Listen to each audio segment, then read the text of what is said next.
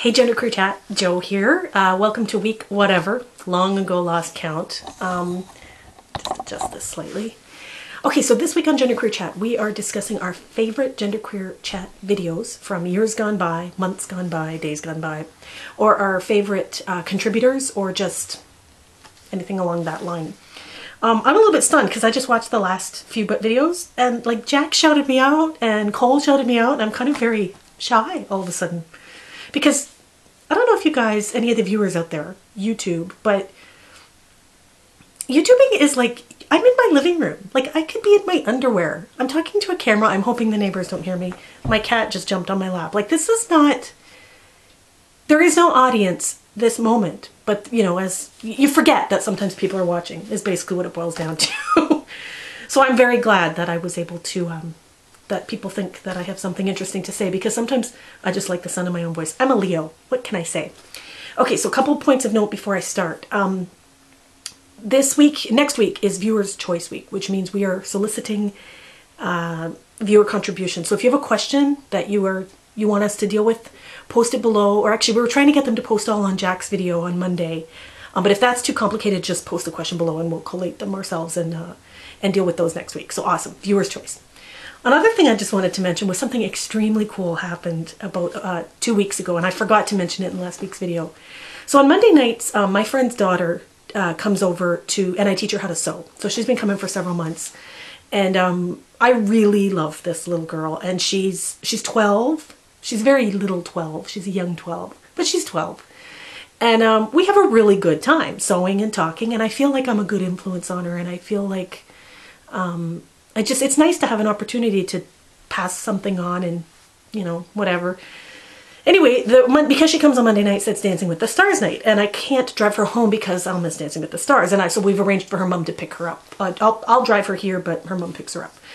And Desi says, well, why do you watch Dancing with the Stars? And I said, well, it's just this one guy on the show that I love, and it's Chaz Bono.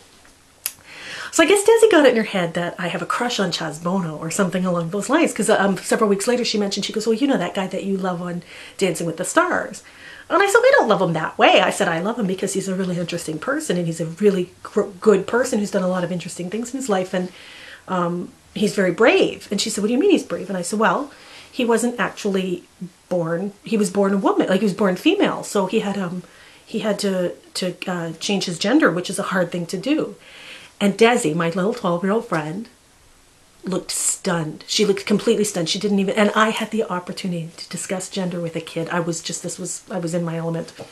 So anyway, we got in talking about it, and it was so cute because the first thing she said, after I explained it, how, you know you're a girl, and Chaz always knew he was a boy. He was just born in the wrong body. And she said, well, how is he ever going to have a baby?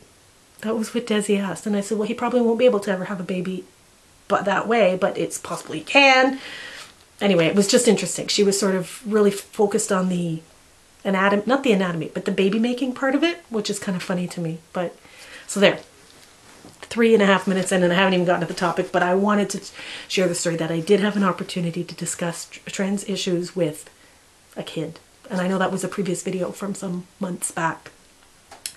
Okay, so some of our favorite videos from times gone by. So I started watching this channel, not at the beginning. I haven't been watching since the beginning, but I started watching it a couple of years ago. And one of the first videos I ever saw, and one of the reasons I continued to watch the channel, was Jess. And I know Cole just mentioned Jess. And Jess was really all that and a bag of chips. She really was. And I miss her. I remember she had so few videos, but all of her videos were awesome. And the one that stands out was one time, again, because I work in a male-dominated field, and so did she. She's a construction worker.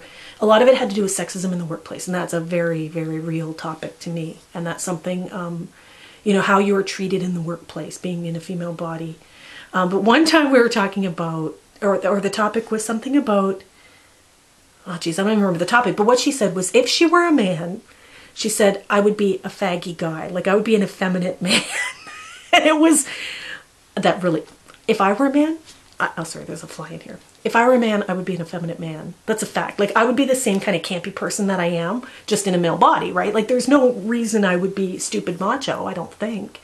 And it was the first time I ever heard anybody say that out loud. And I just thought that was so cool. She was really in touch with her inner fag, so to speak. And I don't mean that derogatory. You know that. You know that's I'm embracing the word, like spinster.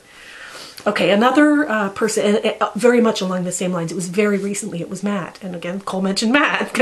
But Matt, since Matt's been on the channel, which hasn't been a long time, just love his videos. And the one where he said he was a lesbian trapped in a straight man's body. And I immediately commented. I don't think the video even ended. I like paused it and started commenting because I started like shaking with delight. Ever since I can remember, I have used the expression, I am a gay man trapped in a straight woman's body. And that is, I think in the beginning years I said that tongue in cheek just because it kind of sounded funny, but it truly describes sometimes, that truly is the best way to describe it. You know, because whenever you say genderqueer, and recently on my Facebook on National Coming Out Day, which should be called International Coming Out Day because I'm Canadian, but anyway, I put that I was genderqueer on my Facebook, which was a little bit radical for me because a lot of people from work and anyway, an old friend of mine said, "Are you a lesbian, Joe?" Like she didn't know what the word genderqueer meant, and I had to explain it, and I have to laugh because I've always liked men. I've always been attracted to men. But that's got nothing to do with my gender. I'm like a gay man. That's the best way to describe it. And anyway, so Matt, shout out for that because that's the first person who's articulated it in that way. The third person, around the same time I started watching the channel as well, was, and I'm sorry, but I don't have specific videos. These are just general remembrances of the people in their videos. Was Gabe. Actually, his name is now Gabe. He used to be Ami. So that was Ami on the channel, who went through quite an evolution. Ami was Amy, but Amy years ago. I mean, by the time he hit the channel, he was Ami. He had the top surgery done and was very proud. I would do lots of videos top free, and I just really admired that. It was really, as he grew, we grew with him, you know. And he had a wife, a woman he'd been with for his whole adult life, like 15 years or something, and they're still together and they're married, they just had a baby. And he recently changed his name. But he's been off the channel for a while, but he's my friend on Facebook and that's how I know this. Gabe, I'll just call him Gabe because that is his name now, but Ami, was just a really influential person, very honest. I mean, you know me and my love of honesty. Very, very honest, candid. Talked a lot about his personal problems. He had personal problems with being medicated. I think he was misdiagnosed and with mental illness for a huge chunk of his life when it was probably just gender dysphoria anyway, and like on lithium, and I mean just all kinds of craziness. And he would talk about it so honestly. I just, you know, I gobble that up. So the ones that came to mind were, yeah, Matt, Jess, Gabe, aka Ami. There was a person named Cody on for a little while. I really got a kick out of her or him. I'm not sure what their gender preference was, pronoun preference was.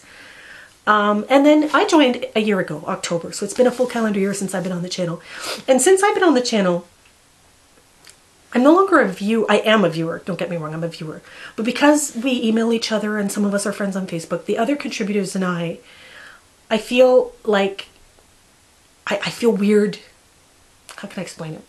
I don't feel like a viewer. I feel more like we're comrades or something. I don't know. And yet I am a viewer and I love everybody's videos.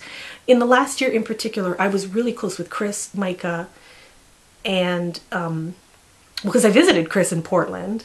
Jan, I talked to on the phone one night. He was doing a project, a school project on the gyno chair and wanted to interview me, and we ended up yakking on the phone for an hour one night.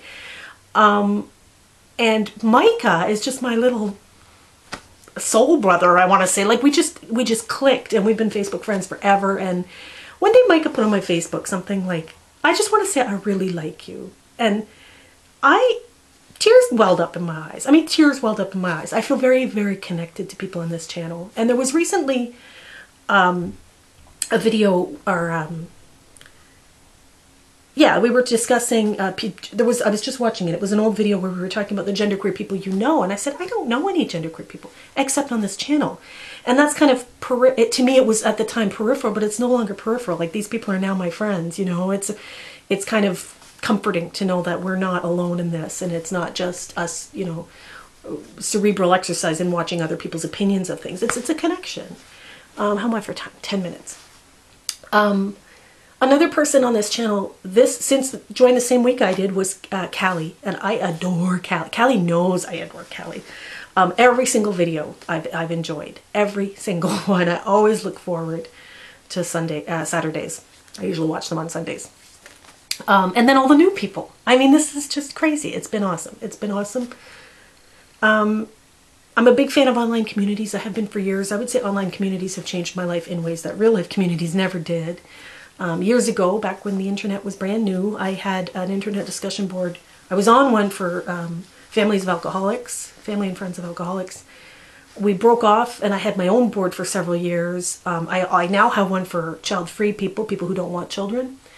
You know, it's just the kind of thing where you get such support in an online community in a way that you just can't in real life. Because you got to remember, I live in a very male-dominated, I work in a very male-dominated field with like cisgendered guys, and most of the women where I work are extremely cisgendered and extremely binary oriented. And I don't live in a queer community. I don't have a queer community because for years I never identified as queer. I still don't. The word queer is weird for me. Like I would never go to, I don't think I would ever go to like a, what's the word? I don't even know what the word is. Like a queer center, or you know, in the, I guess universities have them, or community centers have them. I've never been. I wouldn't go. It doesn't draw me. But online communities do draw me, and it's something I've done for years. So I've gotten a whole lot out of this last year. I mean, big time, big time. So much so that I came out on National Coming Out Day. So there you go. Okay, told you about the 12-year-old girl. I told you about upcoming Viewers' Choice Week. And I want to wish you guys all a great week. Have a good one. Bye-bye.